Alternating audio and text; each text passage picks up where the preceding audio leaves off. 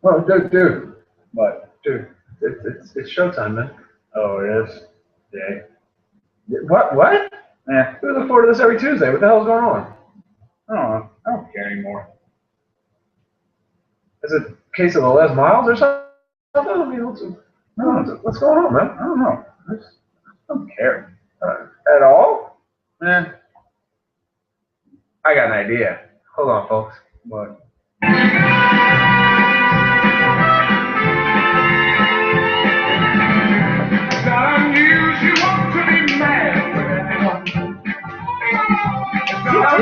You want to be sad with anyone. But if I ever find that you changed at any time, it's not unusual to find that I'm in love with you.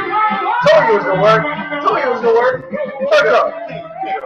Tuck up, man. It can't be that bad. It's never that bad. The sun did indeed come up on Monday. Yes, it did. This is episode 57 of the Matt Ryan Show. Good Lord. I know, man. It keeps adding up. We say it every week. We're going to be at 60 before we know it. Yep. But as usual, he's a legend, Ryan. And He's the guy this week. I'm Carlton this week. The guest host of the week, Carlton. God, I wish I had the money banks that he had. Right? Right. Be nice. All you got to do is just live next door to the Reagan's house. Yeah. Well, then one of them's not here anymore. Yeah, kind of forgot about that. That's right. But with that said, this will be a little bit shorter show than we usual this week because the Saints aren't by this week, but hey, at least we get to start on a happy note. The Saints won. This is true. This is true. I will, and Ryan, I think you'll agree with me. I'll take an ugly win over a good loss anytime. All the time. All the time. But yeah, the Saints came off an overtime victory against the Tampa Bay Bucks in the Terradome last week and improved to 18 straight wins with Sean Payton as head coach. Incredible when you think about it. Yeah, you defend home turf, you can always salvage your season and stay in the race. Mm-hmm. The Saints are only a game out of first in the NFC South right now.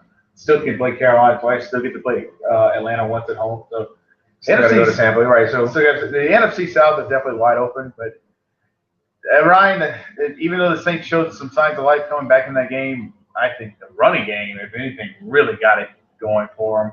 And then, of course, the defense made some plays when they had to. But Saints have definitely got to improve, and I think the bye week could not have come at a better time. You know, we've been saying this all season. If you look back to last season, and I'm just going on trends here, the Carolina Panthers are 2-3 heading into the bye week in week 5 and finished the season 10-1, or was it maybe 1-3 and they finished the season 11? I think they did go 10 because I think they started out 1-4. They started out 1-4 and finished the season at 10-1 after a bye week. You know, they got the horse on the right path, and the Saints being one game out of first place. And it would be a 3-way tie if Chicago would have held the lead in Carolina, but, you know, hindsight's always 20/20. We got a lot of football left to play, and the big thing that showed its face finally is our defense can actually get to the quarterback, and boy, did they do it at a necessary time. We missed a 2-point conversion, we down by 5, and all of a sudden that D-line comes in on first or second down when Tampa has the ball in their own 1 and gets the safety, and they get the ball back for us to try to tie the game up. The Saints have been known in the Sean Payton era to have a very dangerous vertical attack through the air. Guess who leads the league in rushing touchdowns? No more than your New Orleans Saints. These guys are running the ball really well without Mark Ingram, and they're doing it by committee. BT, Kyrie, and Tavares Cadet really is turning into be a blue-collar running back. Yeah, right? he had a couple of nice catches on the wheel out of the back. Absolutely. That's the good thing about Cadet. He's almost like a really poor man Sproles, but he can still do some of the things that Sproles at least can do in the receiving. Right. Now, he's not quite as fast, but at the same time, you know, beggars can't be choosers either. And the Saints, you know, they may have to start adjusting that offensive strategy because the deep ball is just not there anymore. Nope. After Meacham on that first long ball. Yeah, tried to adjust and couldn't quite get to it. Breeze is he's lost some of that arm strength and some of the accuracy, even on some of the intermediate throws. He still had an okay game, but at the same time, the Saints almost got by with one of their usual recipe for disasters. In fact, I think now when the Saints throw it over 50 times, and I want to say lose the turnover battle by 2 or more, they improved to 2-11. The fact that they actually have 2 wins on that is impressive. I remember hearing Mr. Long Island and Ice T himself, on the post-game show. But at least the Saints did seem to adapt late in the fourth quarter and in overtime, and the running game pulled us through, along with the defense, of course, stepping up, and then the Superdome showing what a real crowd can do. Absolutely. Staying throughout the game, didn't panic, didn't leave when it was 31-20 in the fourth quarter. Stuck with their team and helped will them to a home victory. I've been hard on Jimmy Graham all season, and guess what? I'm going to stay hard on Jimmy Graham. This guy makes $10 million a year and takes a solid. I'm going to give credit where credit's due. He did take 2 solid solid shot on the shoulder, and then all of a sudden, about 4 or 5 plays later, they hit him again on that same shoulder and took him out the rest of the game. Last time I checked, this guy's bigger than most people on the field, and for him to be taken out with a play like that, I got to give him credit. He came back in and tried to play. You protect your investment, $10 million on the field, and all of a sudden he's out for 6 to 8 weeks if he stays playing. I get it. But at the end of the day, no. I'm saying if he would have continued playing and got hurt even worse than it was, you're looking at 6 to 8 weeks versus maybe playing in 2 weeks after the bye. Right. So of course, you protect your investment. We got a lot of other weapons on the field. There's some concerns with me on the offense with Colston, with Graham, and Brandon Cooks is golden. He's golden. Yes, he's really playing more of a pass role, Darren Sproles, because you've got a running back by committee who are handling the job just fine, and he's playing great with the bubble screens, with the short in and out routes. Colston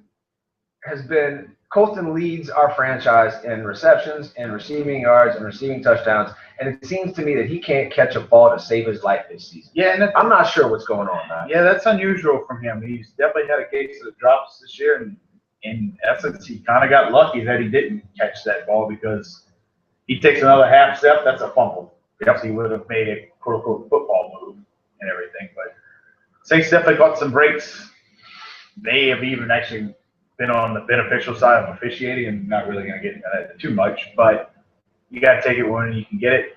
And the Saints will have 2 weeks to get ready for a Detroit Lions team who dropped a huge egg, losing at home to the Buffalo Bills, who were starting a new quarterback. Starting a backup quarterback in Kyle Orton. Now, they may be without Calvin Johnson for a week or two. Maybe the Saints will get lucky and not have to face him, which would really help. They're projecting he'll be out Sunday, but 2 weeks would be wishful thinking. Right.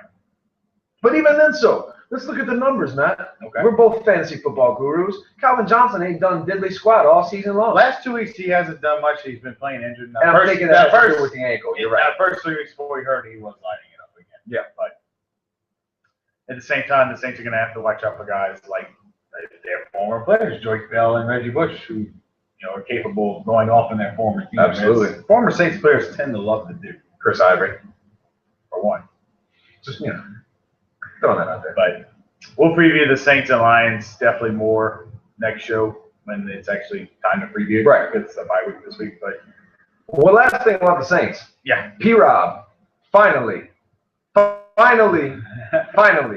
P-Rob, you get my defensive player of the game with the interception, because that's the first interception by the Saints defense this year.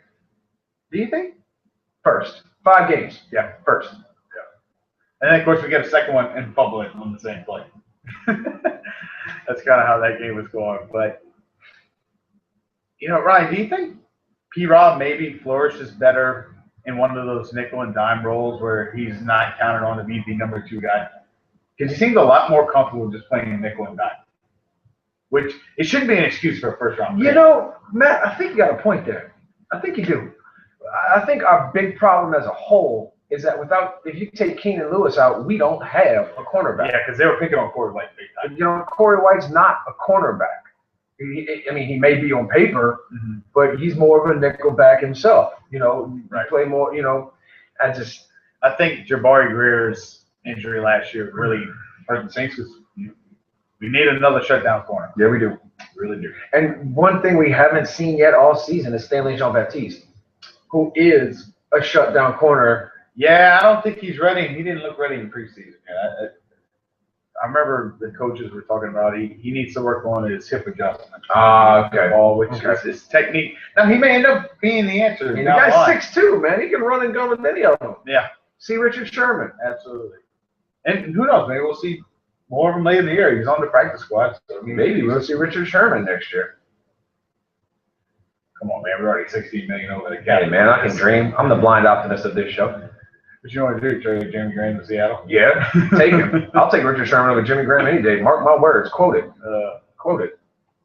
Anyway, but let's get into the other side of football.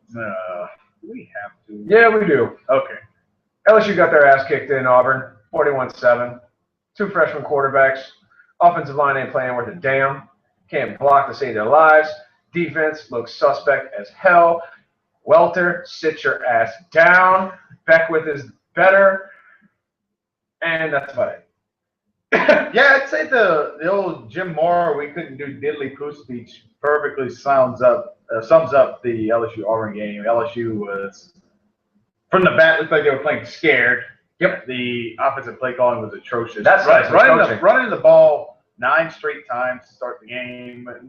Didn't we run the quarterback draw on like 3rd and 15? Or was that against State? I keep losing track. Or maybe we did it both. Let's look at a pattern here, Matt. All right. We both play things by the numbers here on the Matt Ryan Show. On first down, our first 3 drives, we were averaging 7.5 yards a carry. That might be first down. That might be the one positive of the game. We seem to run on the ball second and well. third down, we were losing yardage. How on God's green earth do you run the ball on first down, gain 7 yards, facing a 2nd and 3, and end up punting the ball not once, not twice, not 3 times? I'm willing to say the first 4 possessions of the game, we started the possession 1st and 10 to 2nd and 3, 2nd and 2, 2nd and 1. Fournette's getting us 7, 8, 9 yards. How the hell do you just sit back and just hand the ball off or run QB sneaks? Why we pitch it to Fournette, we pitch it to Hilliard in the backfield, and he'd run straight in between the tackles. This one goes on coaching. Here's my prediction. We don't win in Florida, Les Miles was on the hot seat. Because we don't take losing very well in Baton Rouge. We lose to Florida, Kentucky comes into Tiger Stadium and beats us. Mark my words. We're not going to beat Bama at home the way we're playing. We're not going to beat A&M. We're not going to beat Arkansas the way that we're playing. We could potentially go over in the SEC this year. Do you think the Baton Rouge faithful are going to keep Les Miles if we put a big goose egg in the win column? That's a real question. That is a real question, and unless they come up with 15.2 million reasons to do so, by reasons I mean dollars, we will be here next year, regardless. They will go the goose egg? No. But it's realistic to ponder it with the way they've been playing. Here's a very discouraging stat. In SEC play, LSU is 2 of 25 on 3rd down conversions. Those 2 conversions were from the benefit of penalty. So technically, LSU has not earned a 3rd down conversion in the Mississippi State and Auburn SEC games so far this year. Yeah, the offense has a lot of work to do. Brandon Harris, he did struggle. One thing I did like from his play, and even from Jennings when he got in there, they seem to at least be smart with the ball and knew where to go. That's an encouraging set. They can't make throws, but at the same time, throwing a true freshman and almost a freshman with Jennings out there on a road hostility environment against the number 2 team in the country in his first start, they expect some growing pains. It's going to be like that more along the way, but I do think Harris is still your guy. Miles has not named a starter yet this week. Of course not. Now, is that mind games or is that the real, I have no idea what we're going to do, guys, type of? That's the Mad Hatter being an idiot. Yeah. We love the guy. I guess we'll find out soon enough with that. We love the guy. But yeah, really and truthfully, Matt, you know who's on the hot seat for me? Who's that? John Chavis. Let me ask a question, Matt. Okay. How long has Saban been in Alabama? Well, let's see. His first year was in 07, so this would be his Eighth year. Eighth year. Wow. How many national championships does Alabama have? He has 3, right? How many rebuilding years has Alabama had since Saban has been their head coach? Define rebuilding. He hasn't lost more than, I think, 3 games. Ever. In one season as an Alabama head coach. And he only did it once. It was probably his first season there. I'll take it back. He did it twice. The first season and then 2010, the year after they won it all. Because LSU beat him and then they lost their. Why is it that when Urban Meyer was in Florida, they didn't have rebuilding years? Saban at Alabama does not have rebuilding years. A&M looking like they don't have rebuilding years with Sumlin. When you lose Johnny Manziel and that offense is better than it was before. Explain to me, Matt, why LSU is having a rebuilding year. This is not based on talent or lack thereof. I think it starts with them not having option B ready at quarterback when option A is done. Think of it this way. Bettenberger was great. I'm glad we had Bettenberger. But if we were smart and maybe they thought Jennings was going to be the guy, should have had option B ready to go last year when Bettenberger was in his senior year at LSU. You have to have a guy ready to go. Maybe they thought it was going to be Jennings. I don't know. But LSU's also the same team that let guys like Dak Prescott get out of their own backyard because they wanted him to play tight end and didn't think he could play quarterback. Well, what does he do? He goes out and runs a spread with Dan Mullen and Florida's offense, and they're ranked in the top 5 for the first time. God knows how long. And I think it's Ryan Perrilloux. Uh-huh. No, not Ryan Perrilloux. Who was it out of? Russell Shepard. Mm-hmm. Dual threat quarterback. Rarely ever played quarterback. Dak Prescott, Heisman candidate this year. Wanted to put him at tight end. Who the hell's ideas are these?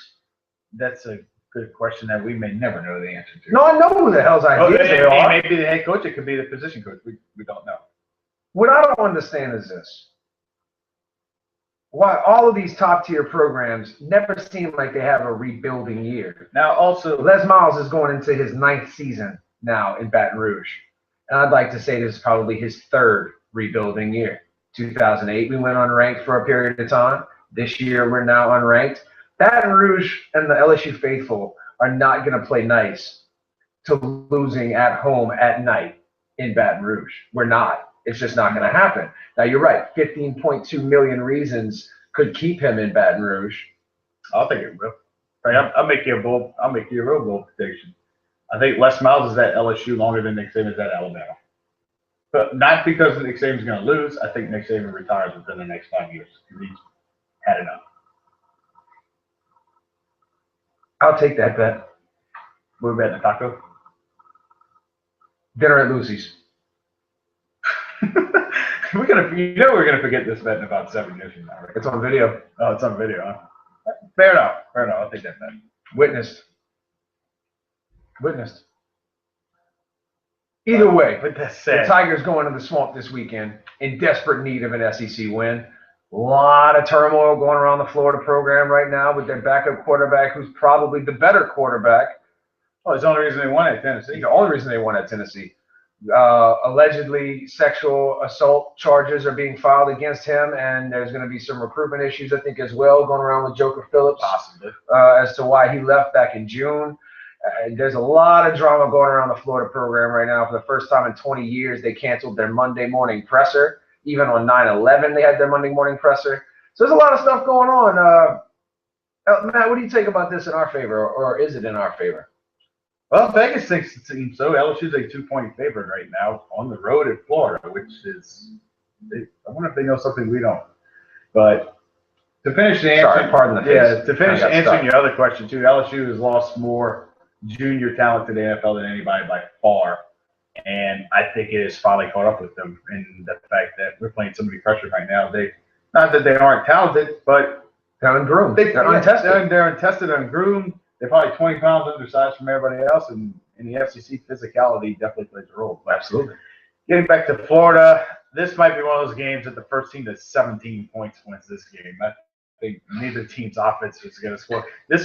this is the first time I think since I remember reading it earlier. I want to say maybe 72 that neither LSU or Florida were ranked playing each other. Wow. It's been a while.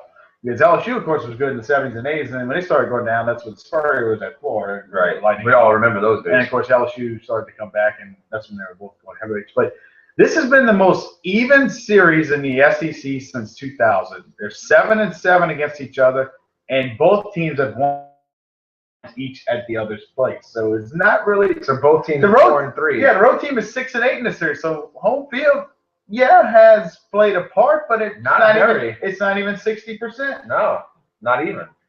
You would think home field, especially two iconic places, the Tiger Stadium and the Swamp. Two of the most tough places to get a victory at in the country. And both of those teams pretty much eliminated home field advantage. It's an ironic stat for sure. But what do you think is going to happen Saturday, Matt? Well, I think LSU definitely got a break playing Driscoll again. I think they know what they expect from Driscoll. And I think LSU's defense actually can do okay this week in the Swamp. The question is, can we score? And I think the difference this week may come down to Florida. They're only scoring if we throw a pick six or something like that. But LSU is definitely going to have to be able to pass the ball because Florida is one of the best rush defenses in the country. By the numbers that they are. I mean, sound familiar? Mississippi State. But, oh, shit. And both teams seem to be in turmoil right now. I mean, this is just really one of those games that can truly be a pick 'em. But, I think LSU finds a way to maybe steal a victory, almost a la 2010. I'm going to go LSU 17-14 this week. I don't think either of them score 20, unless maybe they have a pick six somewhere from either defense. But I think LSU somehow gets it going. And I'm going to go with a very bold prediction. I think Leonard Fournette is the difference in this game. He gets 100 yards and may even have the game-winning touchdown in the last couple minutes.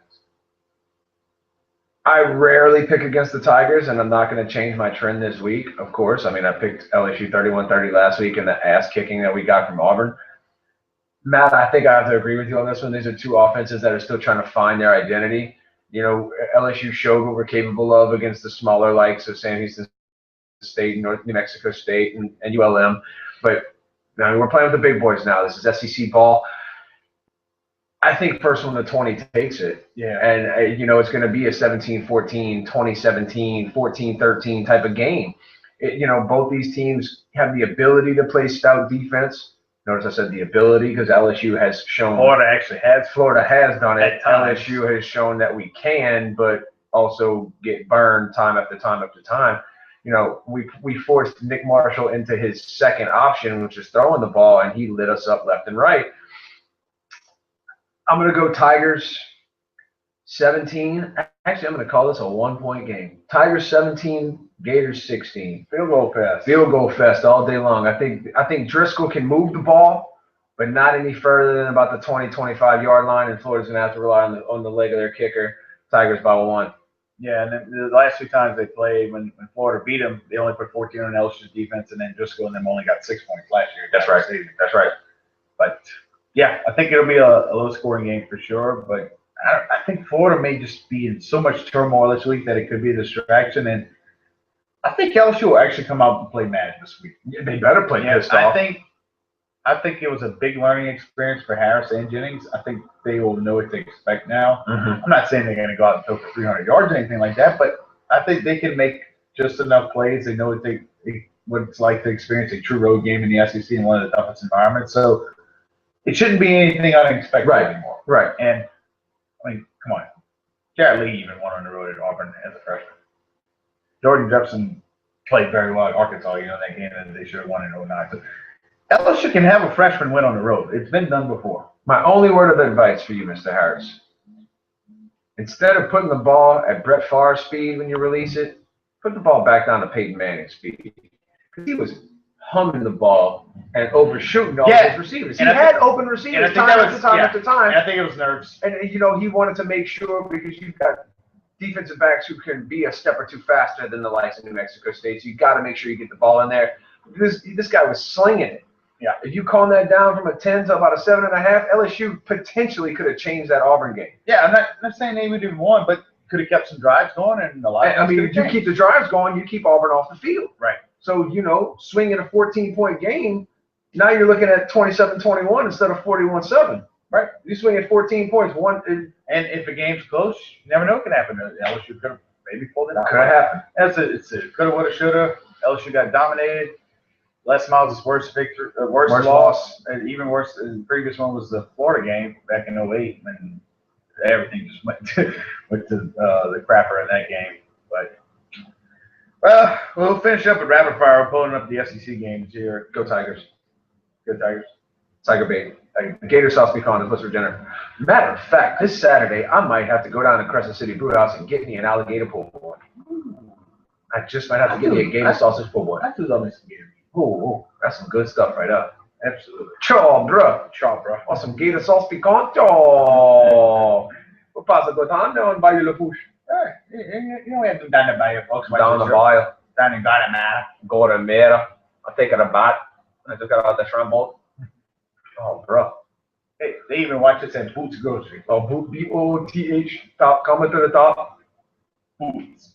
Right. We're pulling up the SEC schedule right now. In fact, got a lot of good games this weekend, guys. Sit your happy asses in front of the TV with a case and some grilled food and watch some football this weekend. I ain't moving. I ain't moving from in front of the TV come 11 a.m. Absolutely. All right, I don't know why it's taking a while. But one I do know off the top of my head, though, is I believe Auburn goes to Mississippi State. Auburn goes into Starkville. Oh, here we go. Finally gets Here we go. All right, we'll get to that because that is a pretty big one. This week, an LSU foe played earlier this year. UL Monroe goes to Kentucky. Kentucky's a 3-touchdown favorite in this game. UL Monroe, decent team, 3-2, probably will make a bowl. Any chance the Warhawks pull off that SEC upset? Kentucky looks like a real decent program now, and that's what I'm worried about next week whenever Kentucky comes to Tiger Stadium.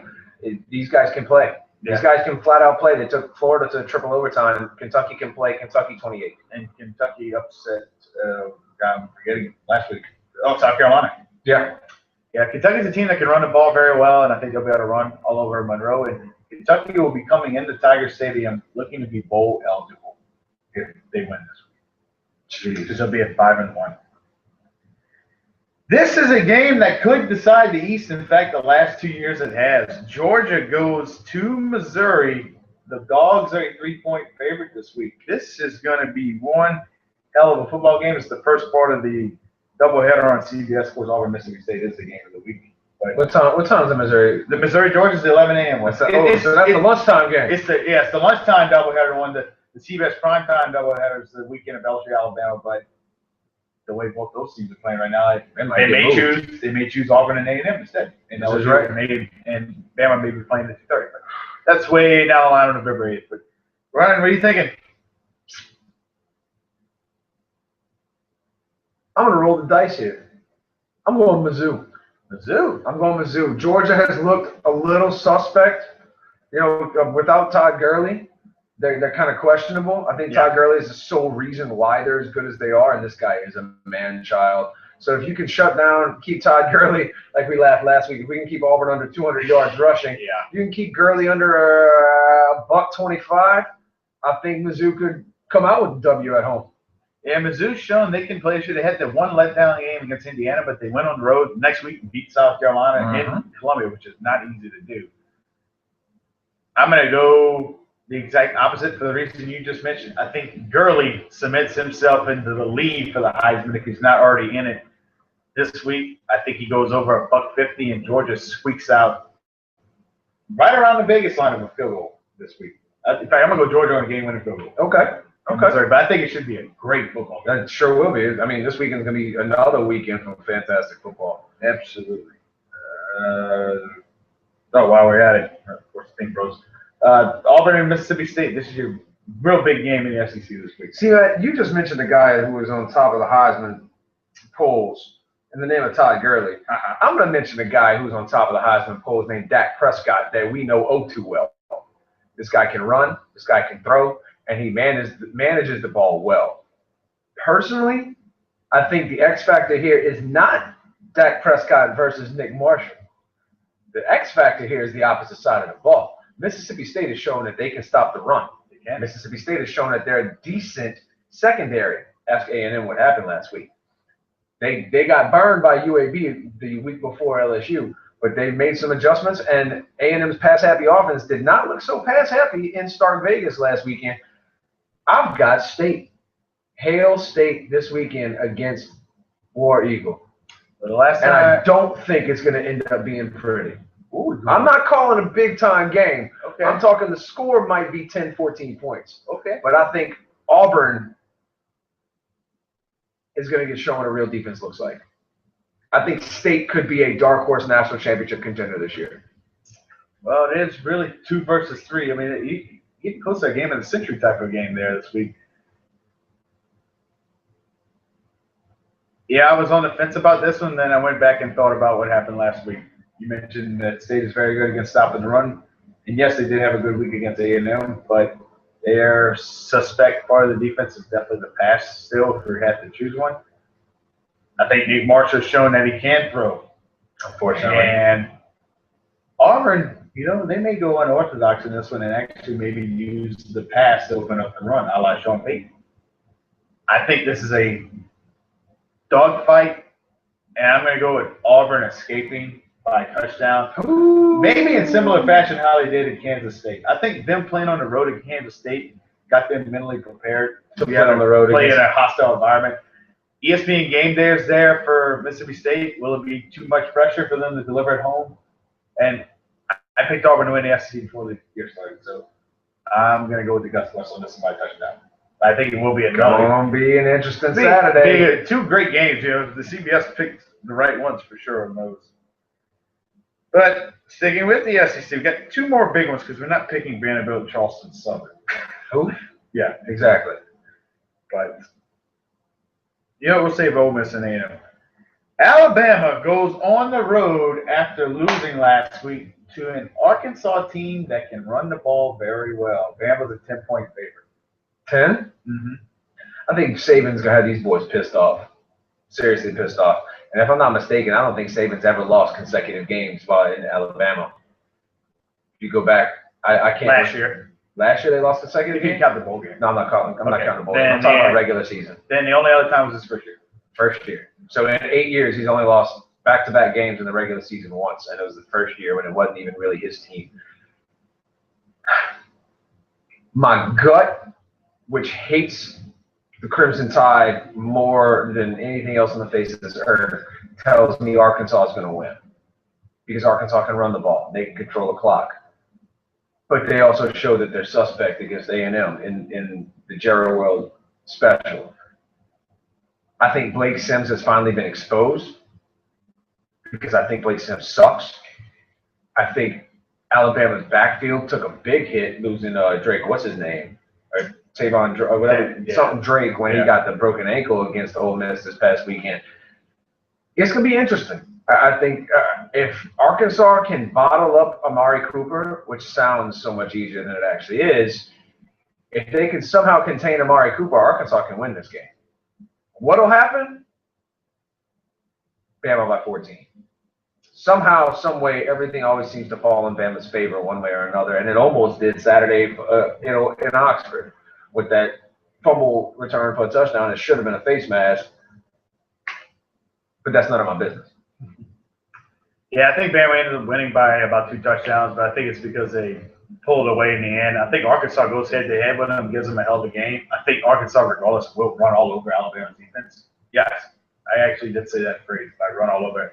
I think they get 150 yards rushing on that, at least. At least. Now, they may not throw for anything on it. Right. But I think Arkansas's rushing game will keep them in it.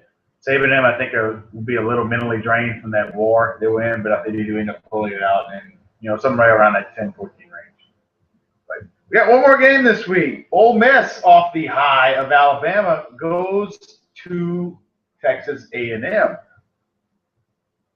going to be looking for redemption. They're at home. Mm-hmm. Their season's on the line. This one, they're out of contention for national championship. And they're probably also out of contention for the SEC West. Yeah, that by the numbers. They'd give them 2 SEC losses. Ole Miss is tied for number 3 in the nation. Never in the history of NCAA AP Top 25 has Ole Miss and Mississippi State been in the top 10 at the same time. Never. Never. Yet both of them come out with W's this weekend. Taking the Webs. I'm taking Hotty Toddy, Sis Boom Body, going into College Station, and here's why. A&M has zero defense. This is true. A&M does not have any defense. And Bo knows football. Bo showed this weekend that Bo Wallace knows him some football. Speaking of dark horse, Heisman candidates, Bo Wallace. No, not that good. That's a very deep dark horse. Yeah, you're reaching. But against A&M's defense, he could get back in it. He could show, yeah, you're right. He could give you Heisman type numbers. I'm not sold on Ole Miss, though. I think Ole Miss actually is on too much of a high. I think they actually fall flat on their face and lose by at least 2 touchdowns. In College Station? I think A&M outscores them. I know Ole Miss does have a defense, but Cal Field's a tough place to win at. This is true. And 12 man there is pretty powerful. It was an impressive win against Alabama. Don't get me wrong for Ole Miss. Michaela Maroney, though, not impressed. I think Ole Miss falls flat on their face this week. 2 touchdowns. Hotty Toddy. Who the hell are we? Well, you're going to be a team that is in for quite a dogfight this weekend at A&M. Hotty Toddy, who the hell are you? You're going to be the second-ranked team in Mississippi, according to Gobert. Hotty Toddy, who the hell are you? According to me, you're still going to be ranked number 3 because after Mississippi State beats Auburn this weekend, Mississippi State's going to move up. Hail State. God, I can't believe we're saying all this crap. This is what happens when LSU has a down season. We say all these other nonsensical statements about these other stupid-ass teams that are in the SEC West. Clank, clank, clank, clank. I'm going to find a cowbell. If State wins this week, and I'm bringing it next Tuesday. Mark my words. It may not be maroon with a big dumb M on it, but I'm going to find a cowbell. Here's the man. I'm going to find one. Let's say next week, of course, we'll preview LSU. LSU, Kentucky. Saints Detroit. And World Series talk. that World Series talk. In fact, we got a fully loaded show because something else is right around the corner. Pelicans! Hardwood.